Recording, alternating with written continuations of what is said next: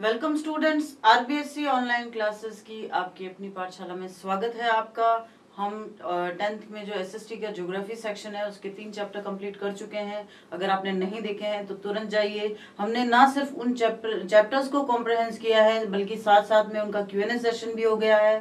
Question answer properly comprehension के साथ बता दिए गए हैं in both mediums, Hindi and English. So you can take advantages from all them. आज हम शुरू करने वाले हैं ज्योग्राफी का 4th चैप्टर, एग्रीकल्चर, कृषि।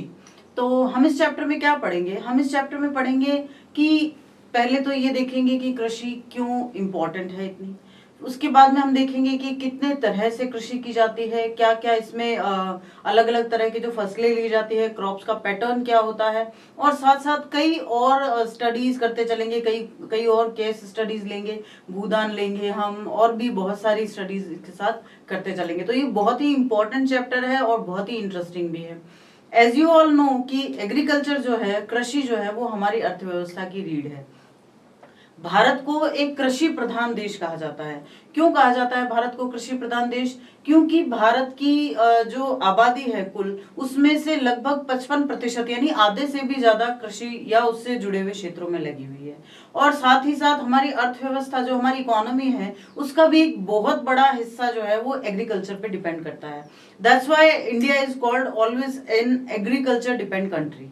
ओके, तो लेट्स टॉक अबाउट एग्रीकल्चर। किसको कहते हैं कृषि?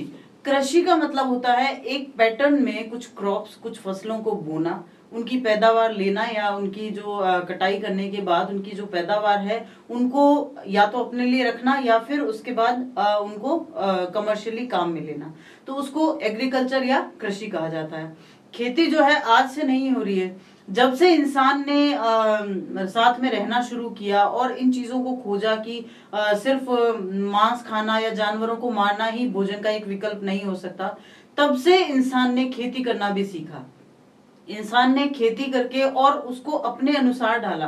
अनुसार ढालने का मतलब है कि इंसान ने ये कोशिश की कि वो पैटर्न को, प्रकृति को समझे और प्रकृति के साथ साथ उस हिसाब से क्रॉप्स ले सके। तो इसी वजह से कृषि जो है वो आज से नहीं, सदियों से इंसान के साथ चली आ रही है। हम आज जो चैप्टर पढ़ेंगे उसकी शुरुआत हम करते हैं कि कृषि पर हमारी निर्भरता क्यों है, इतनी इंपॉर्टेंस क्यों है एग्रीकल्चर हमारे लिए, इतनी ऐसी क्या बात है। तो 3 सेक्टर्स ऐसे हैं जिनकी वजह से एग्रीकल्चर हमारे लिए बहुत इंपॉर्टेंट हो जाती है। सबसे पहली तो भोजन। एज यू ऑल नो कि इंडिया की बहुसंख्यक आबादी जो है वो वेज पर डिपेंड करती है। और साथ ही साथ ये भी है कि अगर आप वेज नहीं खा रहे, अगर आप नॉन वेज भी खा रहे हो, तो एट ए पार्ट आप उसका फसलों से जो है सेवन तो करेंगे ही। तो यानी कि हमारी जो थाली होती है भोजन की, उसका एक बड़ा हिस्सा खेती पर डिपेंड करता है। बहुत सी चीजें होती है, आप चावल खा रहे हो, आप रोटी खा रहे हो, आप दालें खा रहे हो, आप किसी भी अलग अलग तरह के आटे यूज में ले रहे हो, अब कुछ भी आप खा रहे हो तो उसमें कहीं ना कहीं जो है एग्रीकल्चर फूड जरूर दिखेगा।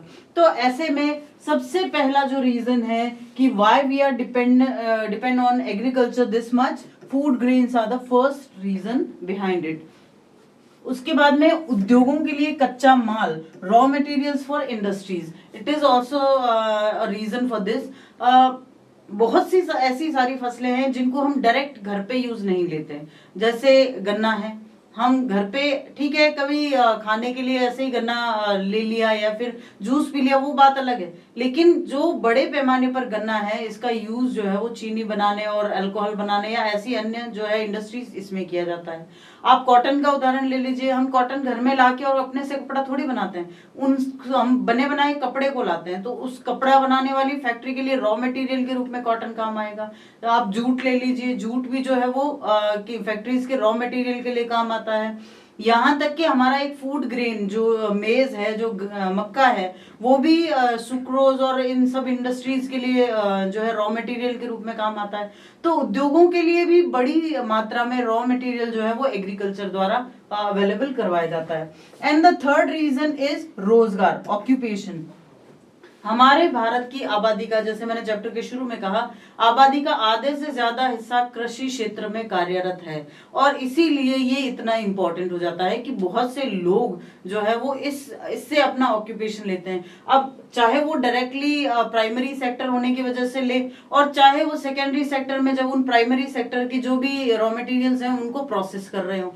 तो यानी कि किसी न किसी तरह वो एग्रीकल्चर और डेयरी से रिलेटेड होता है। अगर डेयरी है तो वो भी एग्रीकल्चर यानी खेती से रिलेटेड होता है। तो यानी कि खेती इसीलिए हमारे लिए इतनी ज्यादा जरूरी है क्योंकि we get a food from agriculture, we get the raw materials for our industries from agriculture, and apart from this we get occupation from agriculture. अब जो हम बात कर रहे हैं खेती, वो प्राइमरी सेक्टर में माना जाता है, यानी प्राथमिक क्षेत्र। अर्थव्यवस्था किसी भी स्थान की जो होती है उसके 3 क्षेत्र माने जाते हैं, क्षेत्रक जिनको कहते हैं sectors, primary, secondary and tertiary. Primary या प्राथमिक क्षेत्र वो होते हैं जहां खेती या उससे रिलेटेड काम किए जाते हैं, जैसे डेयरी है या मछली पालन है। यानी कि हम डायरेक्ट नेचर से अगर कुछ हमारे लिए जो है इकोनॉमिकली कुछ ग्रो कर रहे हैं तो उसको प्राइमरी सेक्टर में काउंट किया जाता है, जिसको हम प्राथमिक क्षेत्र कहते हैं। उसके बाद में आता है सेकेंडरी या फिर द्वितीय क्षेत्र।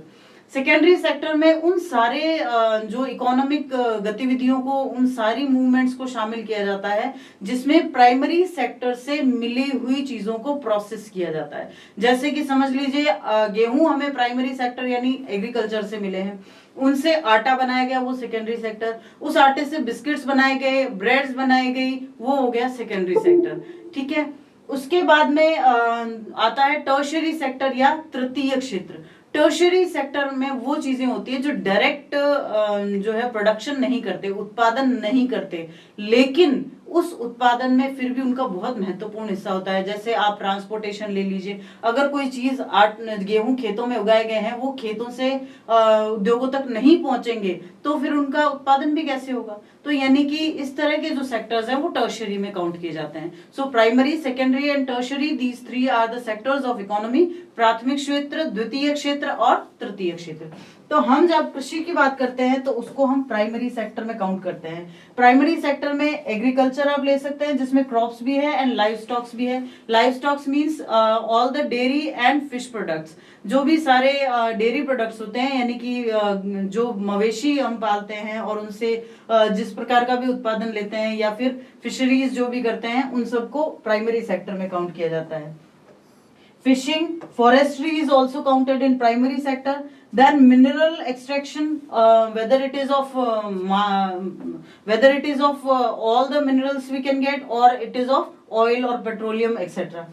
And mining, coal and iron. So these are counted in primary sector. ये सब जो है वो प्राइमरी सेक्टर में काउंट किए जाते हैं। अब जो हम खेती करते हैं, ऐसा नहीं है कि हर जगह सिर्फ वही गेहूं उगा लिया या हर जगह इस मौसम में चावल उगा लिए या कुछ भी, ऐसा कुछ नहीं है। अलग अलग जगह अलग अलग तरह की खेती की जाती है। You can see in pictures like this कि यहाँ जो है वो रबर उत्पादन किया जा रहा है, रबर का प्रोडक्शन किया जा रहा है। And rubber is not a food grain, rubber is not a grain which can be cultivated intensively. Rubber तो एक कमर्शियल जो है वो उत्पादन है, यानी जो वाणिज्यिक उत्पादन है जिससे कि बिजनेस कंडक्ट किया जाएगा। आप इससे नीचे देख सकते हैं बाजरा उत्पादन, यानी कि ये हमारे लिए फूड ग्रेन है। इसके बाद चाय का उत्पादन, चाय फूड ग्रेन नहीं है, बेवरेज है, पेय पदार्थ है, लेकिन साथ ही साथ ये हमारे देश के लिए कमर्शियली यानी वाणिज्यिक दृष्टि से बहुत इंपॉर्टेंट है। गन्ना है जिसको हम इंडस्ट्रियल रॉ मटेरियल के तौर पर ग्रो करते हैं। चावल है जो हमारे देश के लिए इंपॉर्टेंट फूड ग्रेन है, या गेहूं है जो ये भी एक बहुत इंपॉर्टेंट फूड ग्रेन है। तो अलग अलग जगह अलग अलग तरह की खेती अलग अलग तरह के जो है तरीकों से की जाती है। तो इसीलिए एग्रीकल्चर जो है वो बहुत इंपॉर्टेंट पार्ट हो जाता है। जब हम एग्रीकल्चर पढ़ते हैं तो इन सब पार्ट्स को साथ में लेके चलेंगे।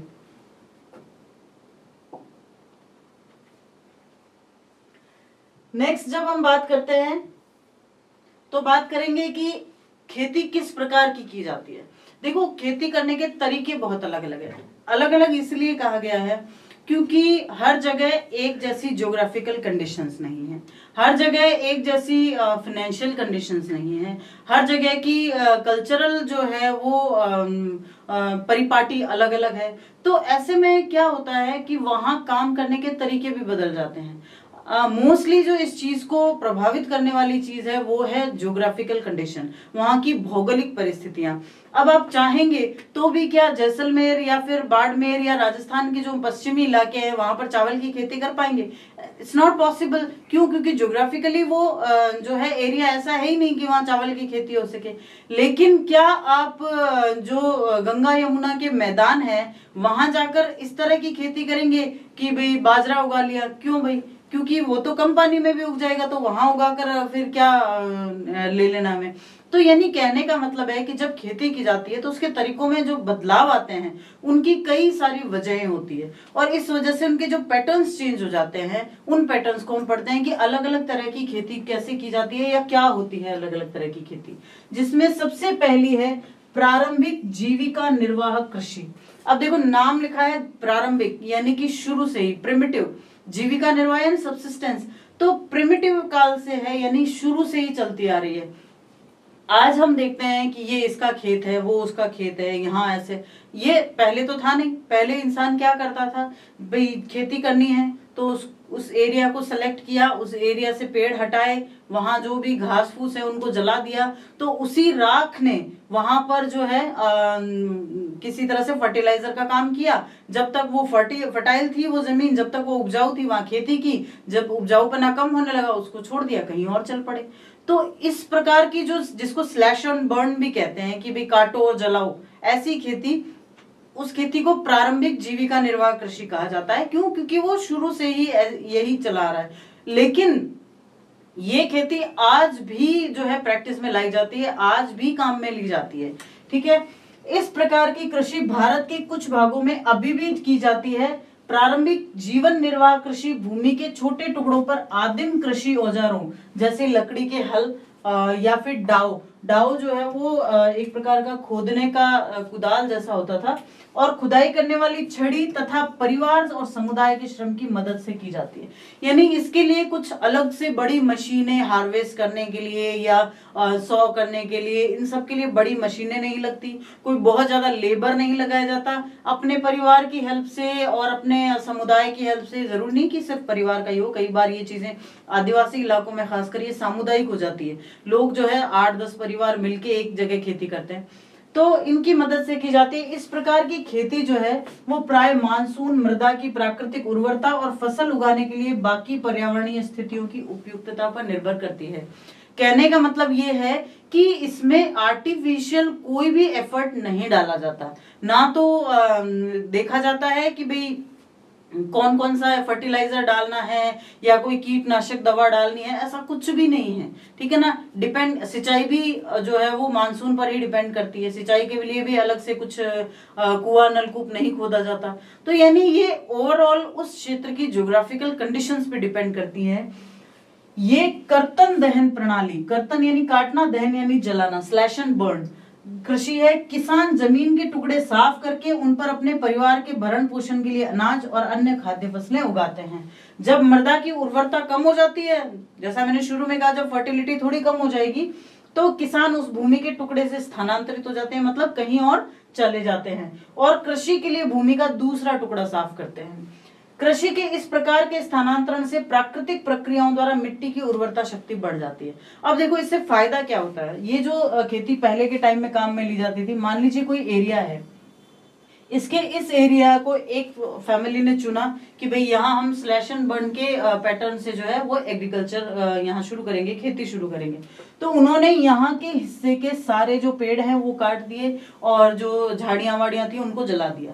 तो हुआ क्या, उनकी जो ऐश थी उन्हीं के अंदर उन्होंने बीज मिला के और रख दिए। अब जब मानसून होता है शुरू, तो बारिश की वजह से वो बीज ग्रो करते हैं। अब उनको फर्टिलिटी जो है वो वहीं से मिल रही है, उस ऐश से ही, और वहां उस भूमि से, क्योंकि वहां पहले से ही पेड़ ही उगे हुए थे, कुछ खेती वेती होती नहीं थी, तो ऑब्वियसली ह्यूमस वगैरह की वजह से वो भूमि फर्टाइल हुई है।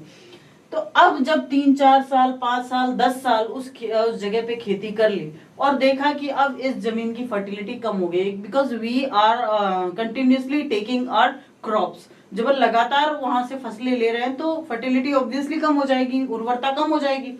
तो उन्होंने क्या किया, इसको छोड़ा और इसके आगे यहां से स्लैश एंड बर्न शुरू कर दिया। अब ये जो जमीन छोड़ दी गई है अगले 5, 7, 10 या 15 सालों के लिए, तो उस समय यहाँ वापस पेड़ हो जाएंगे, वापस झाड़ियां हो जाएंगी और उनसे जो ह्यूमस क्रिएट होगा उससे वापस फर्टिलिटी ग्रो हो जाएगी। यानी ये एक साइकिल की तरह काम करता है, ये एक चक्र की तरह काम करता है जो लगातार चलता रहता है और जो नेचुरल फर्टिलिटी है उसको जो है सब्सटेंशियल बनाए रखता है, उस नेचुरल फर्टिलिटी को जो है वो खत्म नहीं होने देता। So the primitive subsistence farming is, this type of farming is still practiced in few pockets of India. Primitive subsistence agriculture is practiced on small patches of land with the help of primitive tools like hoe, dao and digging sticks. These were the primitive tools and made of wood or you can say stones. And family community labor.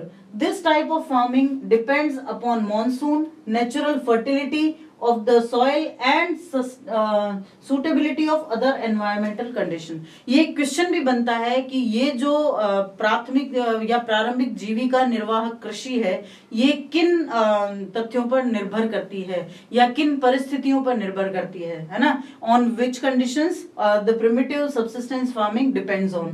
तो उनके लिए answer क्या होगा? Depends upon monsoon, natural fertility of the soil and suitability of other environmental condition. ये इसका answer होगा कि किस पर डिपेंड करती है? इस प्रकार की कृषि मानसून, मृदा की प्राकृतिक उर्वरता और फसल उगाने के लिए अन्य पर्यावरणीय स्थितियों की उपयुक्तता पर निर्भर करती है।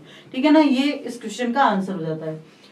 It is a slash and burn agriculture. Slash means cut off all the trees and all the bushes there and burn them. Agriculture farmers clear a patch of land and produce cereals and other food crops to sustain their family. It is just to sustain their family's needs only. It is not a commercial kind of cropping pattern. It is not a plantation kind of cropping pattern. इसमें ऐसा कुछ नहीं कि ना तो ये बागानी कृषि है ना ये वाणिज्यिक कृषि है। ये सिर्फ इसलिए है कि आपके जो परिवार है उनका भरण पोषण हो सके और इस खेती से बहुत ज्यादा कोई जो है आर्थिक फायदा नहीं होता है। When the soil fertility decreases, the farmers shift and clear a fresh patch of land for cultivation. This type of shifting allows nature to replenish the fertility of the soil through a natural process. This is the biggest advantage of this kind of agriculture कि इससे जो है मृदा की जो प्राकृतिक उर्वरता है उसका रिप्लेनिशमेंट, उसका पुनर्भरण होता रहता है। यानी कि एक तो कोई नुकसान नहीं हुआ क्योंकि हमने किसी भी तरह का आर्टिफिशियल फर्टिलाइजर यूज नहीं किया, किसी भी तरह की कोई दवा यूज नहीं की, तो जो है भूमि का लैंड का डिग्रेडेशन भी नहीं हुआ और जो नेचुरल फर्टिलाइजर्स हैं वो वापस से रिप्लेनिश हो जाते हैं। ये इस प्रकार की कृषि का, इस प्रकार के जो है फार्मिंग का सबसे बड़ा फायदा है। तो आप इसका स्क्रीनशॉट ले लीजिए, फिर इसी में एक इंटरेस्टिंग टॉपिक और पढ़ते हैं। अब ये जो खेती है, ये जो इस तरह की फार्मिंग की जाती है, ये जो सब्सटेंशियल फार्मिंग की जाती है, इस सब्सटेंशियल फार्मिंग को अलग अलग जगह अलग अलग नामों से जाना जाता है, ना सिर्फ इंडिया में, क्योंकि हमने देखा है कि जब भी प्रिमिटिव एज से इंसान ने ग्रो किया है तो कुछ तो प्रिमिटिव चीजें रह गई हैं, ना सिर्फ इंडिया में, in all over the world man practice all these primitive things yet right now. तो होता क्या है कि ये जो प्रिमिटिव चीजें इनको अलग अलग जगह अलग अलग नामों से जाना जाता है, ना सिर्फ भारत के राज्यों में बल्कि विश्व के और भी कई देशों में।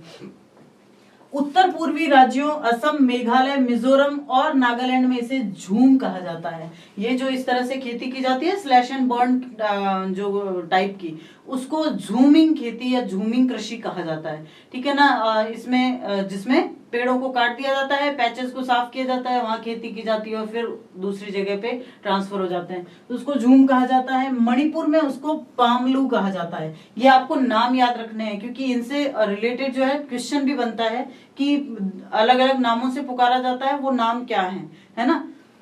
छत्तीसगढ़ के बस्तर जिले और अंडमान निकोबार द्वीप समूह में इसे दीपा कहा जाता है। यानी ये तीन तरह के नाम हैं जो बहुत ज्यादा प्रैक्टिस में लिए जाते हैं कि नागालैंड या बाकी सारे जो उत्तर पूर्व के जो भी स्टेट्स हैं वहां उनको झूम कहा जाता है, मणिपुर में पामलू, छत्तीसगढ़ के बस्तर जिले और अंडमान निकोबार द्वीप समूह में इसे दीपा कहा जाता है।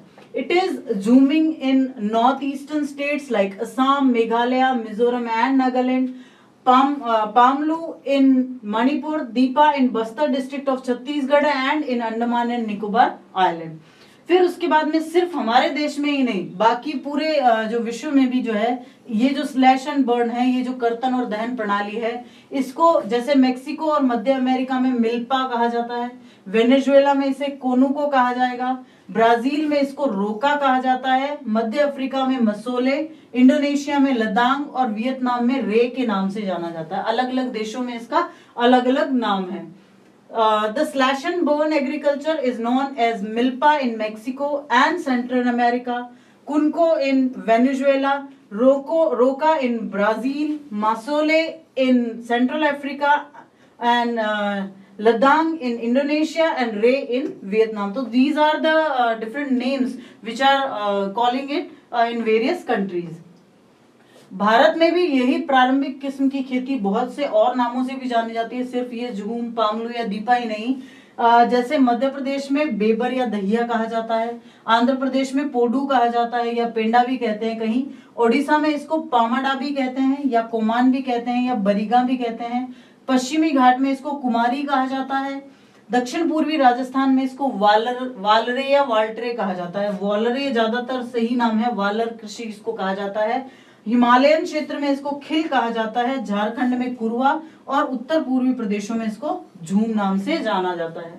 In India this primitive form of cultivation is called as bewar और दहिया इन मध्य प्रदेश, पोडू और पेंडा इन आंध्र प्रदेश, पामादाबी और कोमान और Bringa in Orissa, Kumari in Western Ghats, Valre in south eastern Rajasthan, Khil in the Himalayan belt, Kuruwa in Jharkhand and jhuming in the north east states. तो ये जो इसके डिफरेंट नेम्स हैं, इन पर एक बहुत ही अच्छा क्वेश्चन बनता है। आपको एकदम ध्यान में रखना है कि किन किन को कहाँ क्या कहा जाता है, ठीक है ना। तो ये जो क्वेश्चन बनता है अलग से भी आ सकता है आपके एमसीक्यूज में, क्योंकि हो सकता है, देखो पॉसिबिलिटीज को हम कभी भी डिनाई नहीं कर सकते। ये भी हो सकता है कि आपके जो पेपर का पैटर्न हो वो चेंज हो और उसमें एमसीक्यूज को ज्यादा संख्या में शामिल किया जाए। तो ऐसे में जरूरी होता है कि आप इन छोटे छोटे फैक्ट्स को अपने साथ लेके चलें, ठीक है ना। तो आप इसका स्क्रीनशॉट ले लीजिए, फिर आगे बढ़ते हैं।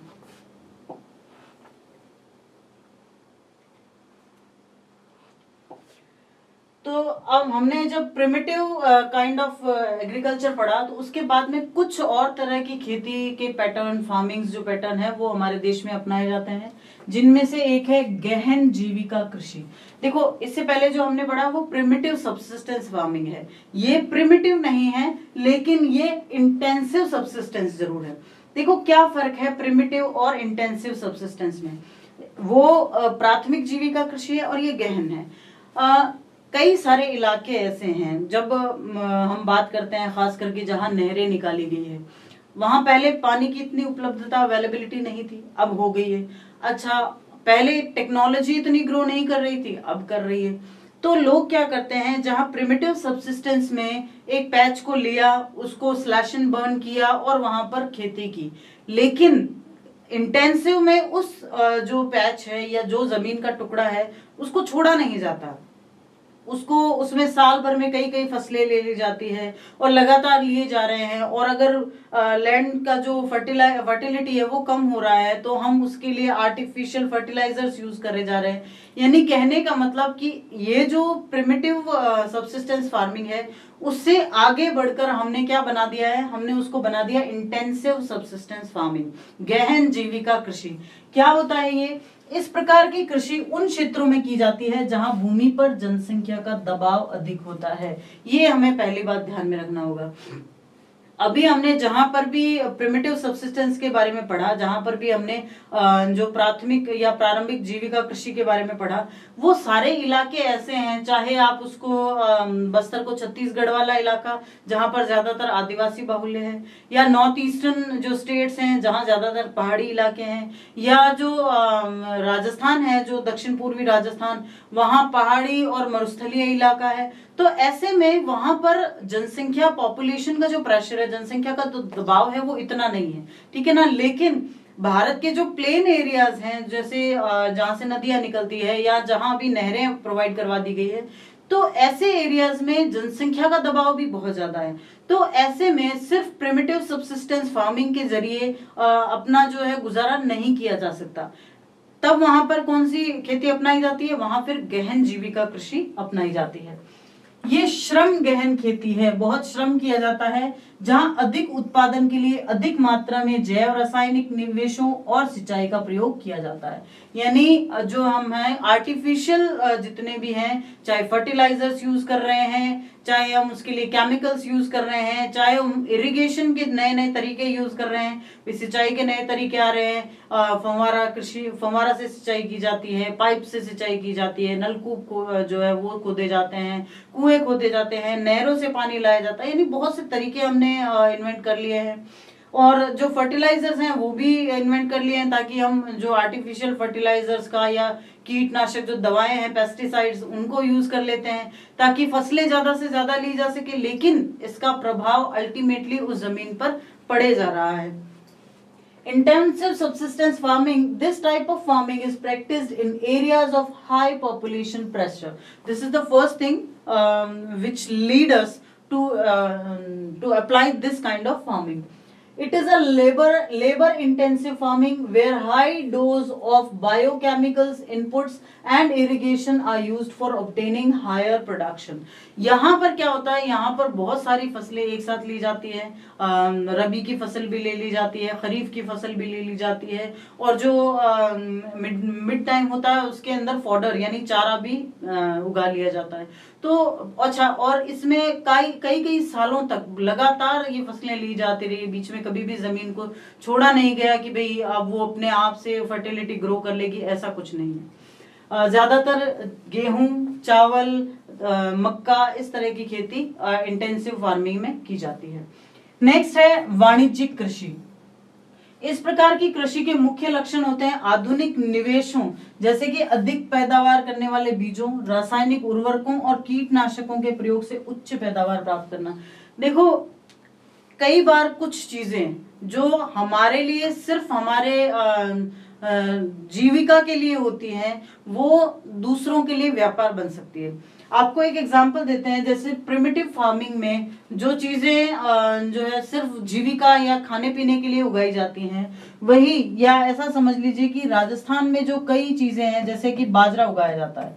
बाजरा जो है वो हम किस लिए उगाते हैं? ताकि साल भर के खाने के लिए काम में लिए जा सके। या समझ लीजिए कि उत्तर पूर्वी राजस्थान में गेहूं की खेती की जाती है, गेहूं की खेती भी राजस्थान में की जाती है, उत्तर पूर्वी में। लेकिन राजस्थान में जो गेहूं उगाया जाएगा वो सिर्फ अपने जीविका के लिए किया जाएगा, वो सिर्फ इसलिए किया जाएगा कि साल भर के लिए आपके परिवार के काम आ सके। लेकिन वही गेहूं अगर यूपी में उगाया जाता है, अगर वही गेहूं हरियाणा में उगाया जाता है, वही गेहूं अगर पंजाब में उगाया जाता है, तो वो किस लिए उगाया जाता है? वो इसलिए उगाया जाता है ताकि उसको बाजार में जाकर बेचा जा सके, वो उनका बिजनेस बन जाता है। तो जब खेती इस प्रकार से की जाती है कि बहुत ज्यादा पैदावार करने वाले बीजों, जो हम संकर बीज काम में लेते हैं, जो हम उर्वरक काम में लेते हैं, और कीटनाशकों के प्रयोग से उच्च पैदावार प्राप्त की जाती है, तो उसको क्या कहते हैं? उसको वाणिज्यिक कृषि या कमर्शियल क्रॉप कहा जाता है। Commercial farming, the main characteristic of this type of farming is the use of higher dose of modern inputs like high yielding variety HYV, जिसको कहते हैं HYV seeds, chemical fertilizers, insecticides and pesticides in order to obtain higher productivity. इसके साथ ही वाणिज्यिक कृषि में बहुत से और एस्पेक्ट्स होते हैं, जैसे कि जो प्लांटेशन सीड्स होते हैं, जो प्लांटेशन क्रॉप्स होती हैं, उनको भी हम वाणिज्यिक या कमर्शियल फार्मिंग में रख सकते हैं, जिनको रोपण कृषि कहा जाता है। प्लांटेशन जो होता है उनको रोपण कहा जाता है। इसको रोपण क्यों कहते हैं? रोपण इसलिए कहते हैं क्योंकि इनकी खेती जो है वो डायरेक्ट बीज डाल के नहीं की जाती, इनका रोपा जाता है। जैसे कि जैसे कि गन्ने की खेती की जाती है, या फिर चावल की खेती की जाती है ना। ये भी एक तरह की वाणिज्यिक खेती है। इस प्रकार की खेती में लंबे चौड़े क्षेत्र में एकल फसल बोई जाती है। रोपण कृषि उद्योग और कृषि के बीच एक इंटरफेस, अंतरापृष्ठ का काम करती है। इंटरफेस क्या होता है कि वो खेती क्यों की जाती है? वो खेती सिर्फ उद्योगों के लिए की जाती है। और उद्योग जो है वो पूरी तरह उस खेती पे डिपेंड है, यानी कि दोनों एक दूसरे पे डिपेंड है और बीच में उनकी डिपेंडेंसी किस चीज के लिए, उस फसल के लिए। तो इसीलिए वो फसल जो है वो खेती और उद्योगों के बीच इंटरफेस का काम करती है। Plantation is also a type of commercial farming. In this type of farming, a single crop is grown on large area. The plantation has an interface of agriculture and industry. फिर उसके अलावा भी कई सारी बागानी फसलें भी होती है। ये तीनों जो है वो अलग अलग टॉपिक्स हैं, लेकिन इन तीनों को हम वाणिज्यिक कृषि या कमर्शियल फार्मिंग में रख सकते हैं। इसको हम कहते हैं रोपण या प्लांटेशन, रोपण कृषि या प्लांटेशन, और इसको हम कहते हैं बागानी कृषि, बागानी कृषि।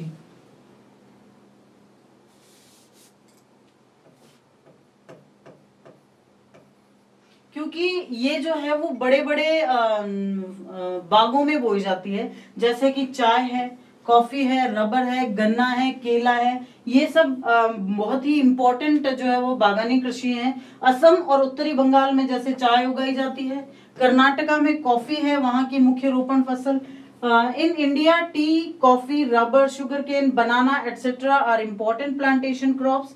Tea in Assam and North Bengal, coffee in Karnataka are some of the important plantation crops grown in these states. तो ये था कि आपको कृषि के बारे में इंट्रोडक्शन मिला कि भाई क्यों एग्रीकल्चर, खेती हमारे लिए इतनी इम्पोर्टेंट है।